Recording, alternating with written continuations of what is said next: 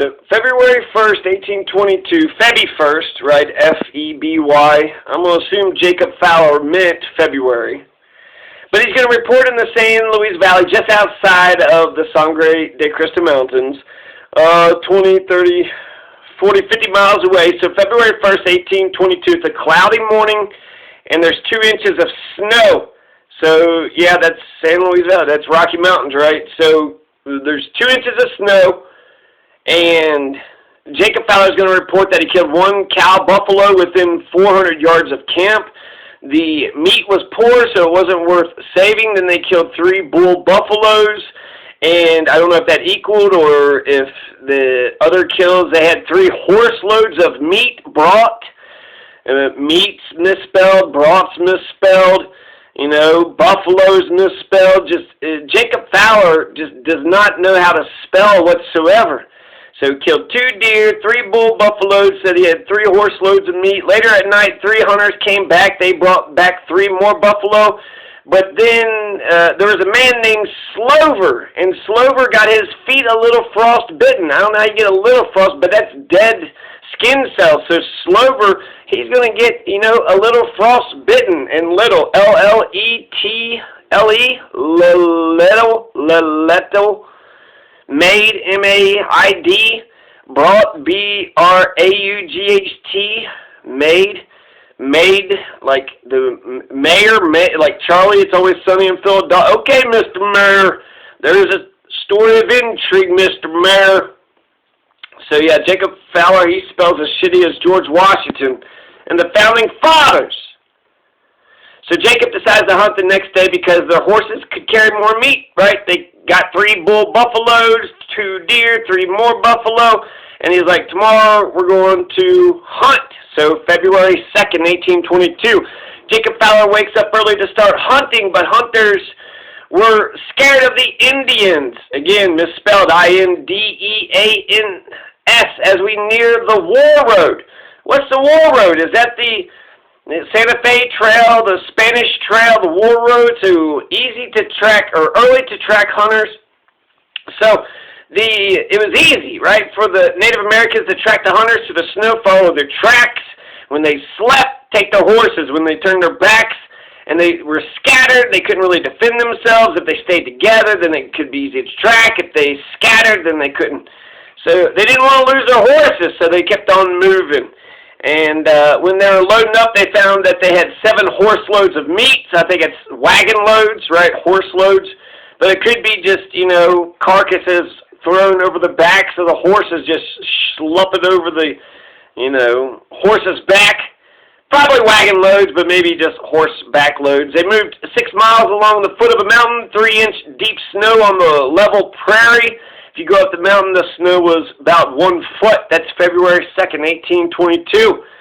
February 3rd, 1822, Jacob Fowler and his 21 men traveled 10 miles in the morning until they got to Apache Creek. So Jacob Fowler is going to reach Apache Creek, probably one of the first white European Englishmen to reach Apache Creek. 5 miles further, past Apache Creek, was an abandoned Spanish fort which had been occupied a year back or so, and they stayed there for the night, and the night was cold and windy. So there was an old abandoned Spanish fort just out of La Veta, just out of the Sangre de Cristo Pass, because you're going to have Jacob Fowler, who's going to be legendary. February 4th, 1822, he reaches the Sangre de Cristo Pass, the La Veta Pass, and he crosses the Sangre de Cristo Mountains. First written record of it, at least for an Englishman, a white Englishman. The wind was so cold they didn't look around. They entered the San Luis Valley. Dick Walters goes missing. Where in the first Slover gets the damn, frozen toad, and then Dick Walters going missing. He left his blanket, and so he tied his horse to go get it. Then the horse broke away. So Dick Walters returns later on in the night, and there is 15 miles made, M-A-I-D. So we'll assume they walked 15 miles, February 4th, 1822. Cross the Sangre de Cristo. So that's legendary, right? Jacob Fowler did a bunch of stuff, but that's like one of his few distinguishable, notable claims to fame. February 5th, 1822. Jacob Fowler leaves the Sangre de Cristo Creek, which is 4 miles east of Fort Garland. Then he crosses the Trinchera Creek, and he sees cottonwood and willows everywhere, growing all over around the Trinchera Creek, and then follows the plains, left the mountains behind them. So they crossed. They're in the San Luis. Crosses the Rio Culebra, a tributary of the Rio Grande. I believe that's the creek that goes through San Luis. 40 feet wide. The Rio Culebra is 40 feet wide, full of running water. Some cottonwood trees and willows were there, and they walked 21 miles on February 5th, 1822. Let's hear it in their own words. Monday or Tuesday, February 5th, 1822, set out early down the creek, nearly south at 5 miles. Leaving the creek on our right hand, came to creek. Running west with some cottonwood and willows, we crossed this creek into an open plain, open with 2 P's, of great extent with E-X-S-T-E-N-T. We have now left the mountains behind us, and on our left hand, though, T-H-O, that's how I spelled though, there are some to be seen at a great distance on our right, and in front, F-R-U-N-T, our course, C-O-R-S, is now south and crossing a small creek at 3 miles, and at 12 miles farther camped on a creek 40 feet wide, full of running water. 2 T's, W-A-T-T-E-R, some cottonwood trees and willows. We this day made 21 miles south, 21 miles. Then Tuesday, February 6, 1822. Set out the sun about 1 hour high, nearly south along the mountains. Leave them on our left, and passing some small mounds on the right, would stand alone in the prairie at 15 miles. Crossed a small creek, running with only one end west from the mountains. They crossed the plain, and in the evening crossed 2 more small streams, S-T-R-E-E-M-S, running as before, and at night camped on a small creek at the lower end, E-A-N-D, of this large San Luis Valley. Here the mountain puts across the plain to the river Del Norte, about 6 miles to our right, as we have been going down that river at about the above distance ever since we came into this plain. On this creek there's a small Spanish village, but abandoned by the inhabitants for fear of the Indians, now at war with them. We this day trotted the horses more than half the time, and made 30 miles, nor did we stop till in the night, south 30 miles. Wednesday, February 7th, 1822. So, a lot of, interesting things are happening, right? They crossed the Levada Pass. Slowly, past Fort Garland. Probably got to the San Luis, getting to the Ute Mountain. That's what February 6th was. February 6th is when they reached the 10,000-foot tall Ute Mountain, which makes, the southern part of, it's right down the border of New Mexico and Colorado. But right there in the south part of Costilla County, you got the Blanc Mountain to the north, and then you got the Ute Mountain in the south. So Ute Mountain is on Costilla County south side. Technically, it's in New Mexico. Its entrance is in Colorado. But, so you had Jacob Fowler passes the San Luis Hills. The February 6th, the passage I just read to you, that creek and the hills and this and that and 15 miles, San Luis Hills, and he crosses the Rio Costilla, which is a tributary creek to the Rio Grande del Norte. So he's crossing a lot of creeks, right? The Rio Costilla, the Rio Culebra, the Rio Culebra, the Rio Costilla, the Trinchera Creek, the Sangre de Cristo Creek. So, yeah, and then they found an abandoned Spanish settlement, abandoned for fear of war against them by the Mexicans and the natives. This is a fascinating time. So 1822 is just 1 year after the Mexican Revolution, after they got their independence from Spain. So there is no Spanish authority in this part of America anymore. Now it's so we should thank the Mexican revolutionaries for kicking the Spanish out. There's somebody, why look up to the damn Spanish when you could look up to the Mexicans or to the Apache or the Comanche or the Kiowa, the Utes? And then they tried the horses half the time. They traveled up until night. 30 miles, so they got 30 miles that day. But they're at Ute Mountain now, right? February 6th, and now February 7th, they're set out crossing Colorado Creek.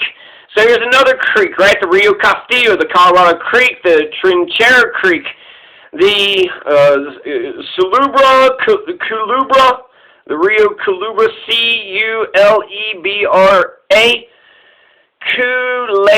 Culebra, the Culebra, and the Sangre de Cristo Creek, and the Apache Creek. So lots of creeks, right? We cross this creek, that creek, and he wrote it down, so you know that's got to be, it's got to be true if he wrote it down. Now we're at February 7th, 1822. While we've passed Costilla County, so we're out of Costilla County history, just, you know, February 6th, right, just February 1st, or just February 4th, 5th, and 6th, so he was only, Jacob Fowler was only in Costilla County for 3 days. But here preceding, and just after, that kind of gives you some clue of just the history and what.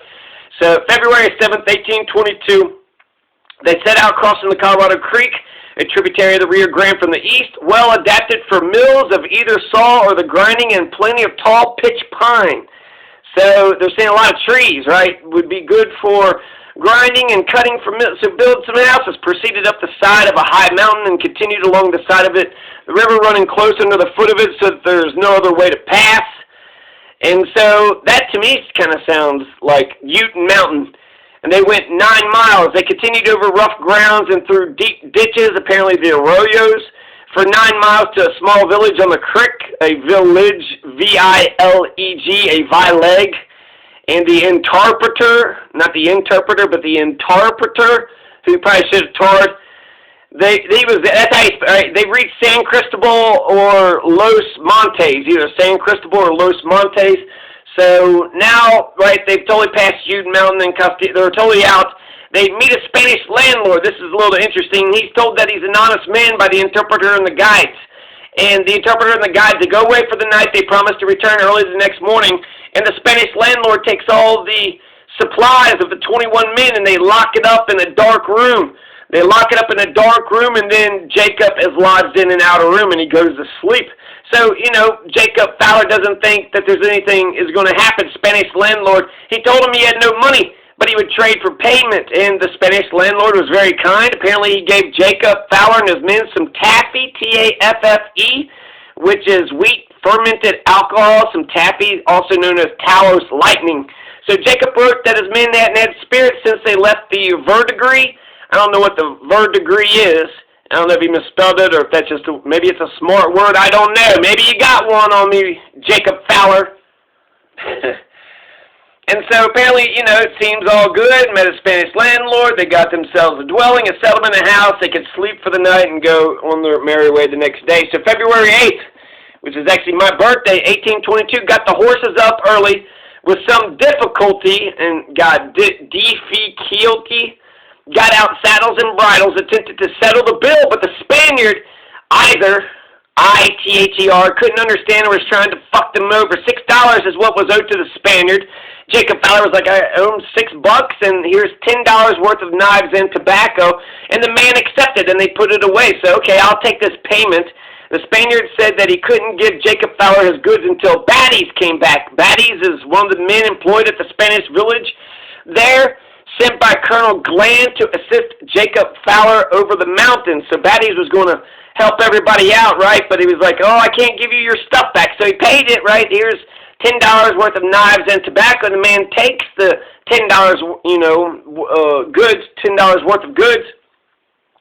But he wasn't going to give all the rest of the supplies and things back to Jacob Fowler and his men until Baddies came back.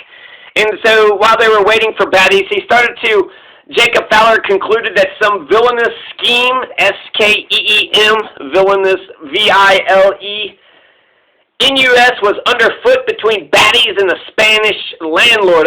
Baddies and the Spanish, they're up to something. So Jacob Fowler just got pissed off, pointed the gun at the man, threatening to keep his goods. Listen here, Spanish landlord, fucking puke. And he started acting mad and getting pissed off. He says this, but after about 3 hours of disputing and endeavoring, I-N-D-E-V-E-R-I-N-G, to get the goods, I've seen nothing but force would do. Would, W-O-L-D. I stepped, S-T-E-P-E-D, to my gun. I stepped to my gun. So did Robert Fowler. I told the men to do the same, and when I seen already All were ready. I spoke loud, saying that I would have the goods, and by showing S-H-O-I-N-G much anger, the Spaniard got into a better humor, U-M-O-R, a better humor, and gave up the goods. And then they went to the village of St. Flander in the neighbor N-I-B-O-R hood of Taos, T-O-U-S-E, which is Taos, New Mexico, Taos, New Mexico.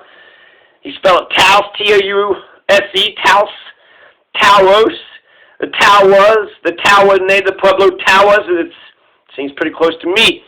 One of the guides stole a horse, load of meat from Jacob and his men. Apparently he just kind of, was one of the guides, and he was walking the horse and then just kind of shirked off and then started trailing him, and then, they were gone. The natives didn't have any meat. They couldn't sell any of it. The Spanish needed to eat, but the natives didn't have anything to sell.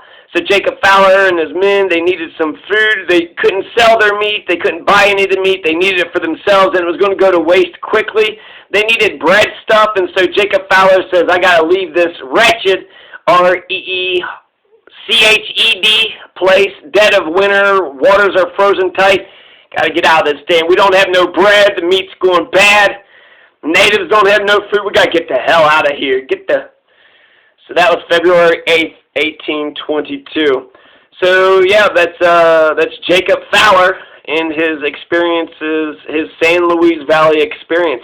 Got to cross a lot of creeks, right? Saw some cottonwoods and willows, cottonwood trees, willows, I guess flowers, and got to see some bison or something, a horse, some wild horses. Killed some apparently some sheep, some bighorn sheep. Across Apache Creek, the Trinchera, Rio Culebra, Rio Costilla, the Rio Grande del Norte, and, all the rest. The Sangre de Cristo Creek, and, So, good times, huh? Jacob Fowler, 1822, before Zebulon Pike. 1807, but this is the English are just now starting to discover Colorado. So Jacob Fowler's, goes to the beginning of Costilla County, the history of Costilla County, the first, apparently white Englishmen to document crossing the Levada Pass. And, now it's 2020, 12/48, July 12th, Sunday, 2020.